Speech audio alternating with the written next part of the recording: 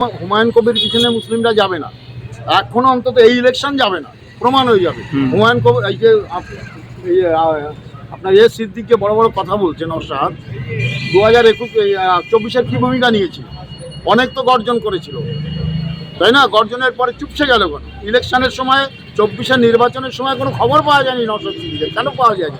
সব তলায় তলায় সেটিং আছে, সব গর্জন মুখে যাবে, আর ইলেকশনের সময় সব চুপ, ওই একটাই বিজেপিকে হারাও। এদের কাছে অন্য কোনো, তা বিজেপিকে যত সবাই মিলে যখন বুঝতে পারছে, মানুষ যখন বুঝতে পারছে যে সবার একটাই লক্ষ্য আছে বিজেপিকে হারানোর, তাহলে আসলে বিজেপিটাকেই জিতাতে হবে, এটা বাংলার মানুষ বুঝে। না, নওশাদের থেকে তো হুমায়ুন কবিরের জনপ্রিয়তা ব্যাপক, অনেক মানুষ আসছে ইট পাথর নিয়ে। ইট পাথর, এটা মুসলিমরা যেহেতু একটা মসজিদের ইস্যু করেছে বলে এটা ভোটে পরিণত হবে না।